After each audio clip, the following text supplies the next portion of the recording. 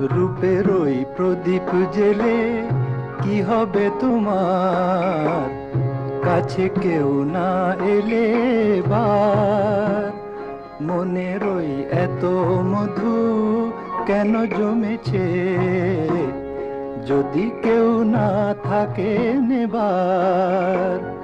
রূপের ওই প্রদীপ জেলে কি হবে তোমার।